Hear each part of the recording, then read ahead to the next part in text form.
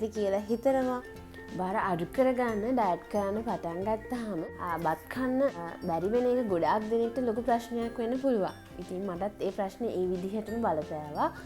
තාමත් මම බර අඩු කරගන්න හදනකොට මුලින්ම හදාගෙන කන්න ගන්නේ මෙන්න මේ රයිස් එක. ඉතින් මේ බත් එක ඔයගොල්ලන්ට ලේසියෙන් පහසුවෙන් හදාගන්න පුළුවන් වගේම හරිම රසයි බත් වගේම කන්න පුළුවන්.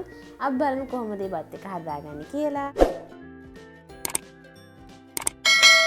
ඉතින් මේකට අපිට අවශ්‍ය වෙන්නේ මේ වගේ ගෝවා මලක්. ඉතින් ගෝවා මල් වලින් තමයි අපි මේ බත් එක හදන්නේ. මේකට කියන්නේ cauliflower rice කියලා. මේක හදාගන්න විදි කීපයක් මම ඔයගොල්ලන්ට කලින් ගෙනල්ලා තියෙනවා. මම ඒවා description box එකේ වගේම මෙතන i button එකේ link එක add කරන්නම්. ඔයාලට ගිහිල්ලා බලා ගන්න පුළුවන්. ඉතින් මුලින්ම මෙන්න මේ වගේ ගෝවා මල් එක චුටි කෑලි වලට කඩලා භාජනයකට දාගෙන මේක හොඳට සෝද ගන්න ඕන. මොකද මේක ඇතුලේ එක සත්තු ඉන්න පුළුවන්. ඒ නිසා හොඳට මේක දෙපාරක් තුන් පාරක් හතර පාරක් හරි කමක් නැහැ. හොඳට සෝද ගන්න මේ ගෝවා මල් එක. ඉතින් ගෝවා මල් එක පොඩක් වෙලා ලුණු වතුර දාලා තියලා ගන්නත් පුළුවන්. එතකොටත් මේ සත්තු ඉන්නවා නම් ඒ ඔක්කොම අයින් කරලා අපිට හොඳට පිරිසිදු කරගන්න පුළුවන් මේ ගෝවා මල් එක. ඊට පස්සේ මම කීප වතාවක් මෙන්න මේ විදිහට ගෝවා මල් එක හොඳින් සෝදලා පිරිසිදු කරගත්තට පස්සේ මේකේ මේ කොටස් ටික මෙන්න මේ වගේ ෆුඩ් ප්‍රොසෙසර් එකට දාලා ග්‍රේට් කරගන්න යන්නේ. ඔයගොල්ලන්ට ෆුඩ් ප්‍රොසෙසර් එකක් නැත්නම් ඔයගොල්ලන්ට පුළුවන් පොඩි ග්‍රේටර් එකක් අරගෙන ඒකෙන් හොඳට මේක බත් වගේ චූටි යට වගේ වෙනකන් චූටි කෑලි වෙනකන් ග්‍රේට් කරගන්න. එහෙමත් මේ ගෝවා මල් එක හදාගන්න පුළුවන්. ඉතින් ෆුඩ් ප්‍රොසෙසර් එකක් අවශ්‍යම වෙන්නේ නැහැ මේකට. ෆුඩ් ප්‍රොසෙසර් එකට දාලා ගත්තාම මේක ලේසියෙන්ම ඉක්මනින්ම හදාගන්න පුළුවන් නිසා මම ඉතින් ෆුඩ් ප්‍රොසෙසර් එකට දාලා මේක හදාගන්නවා. මේක මේ විදිහට ග්‍රේඩ් කරගත්තට පස්සේ අපිට පුළුවන් මේක සිප්ලොක් බෑග් එකක දාලා දවස් 2ක් හෝ 3ක් ෆ්‍රිජ් එකේ දාලා තියාගන්න. මෙන්න මේ වගේ තමයි එන්නේ මල් වගේ. පස්සේ පෑන් එක හීට් වෙන්න තියලා මම එක්ස්ට්‍රා වර්ජින් ඔලිව් තෙල් වලින් තේ හැන්දක් වගේ ප්‍රමාණයක් අරගෙන පෑන් එකට එකතු කරලා ඊට පස්සේ ඒක රත් වෙගෙන එද්දි මෙන්න මේ වගේ අපි ගෝවා මල් ටික එකතු කරලා ගෝවා මල් බත් එක මේ විදිහට පොඩ්ඩක් ටෙම්පර් කරගන්නවා.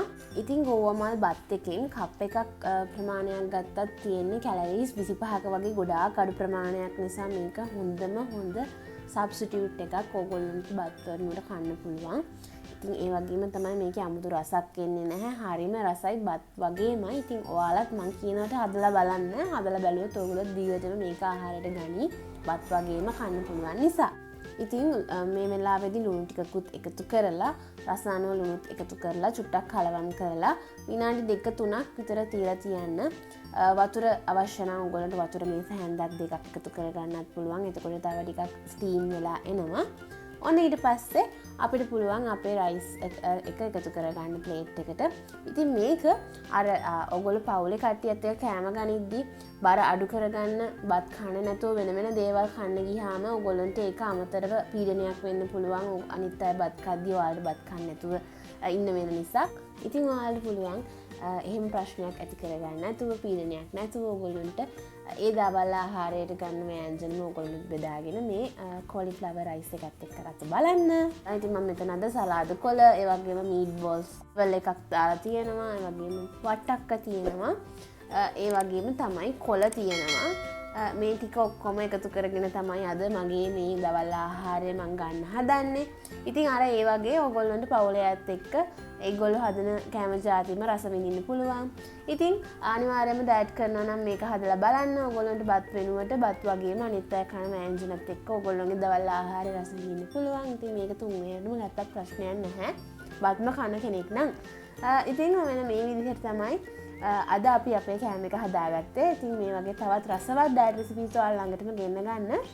කවිද ඩයට් ෂේප් මගේ YouTube channel එක subscribe කරන්න අමතක කරන්න එපා. අද වීඩියෝ එකට කැමති නම් like එකක් දාන්න, comment එකක් දාන්න. තවත් රසවත් ඩයට් රෙසිපි එකකින් හමු වෙනතුරු ඔයාලා හැමෝටම සුබ දවසක්.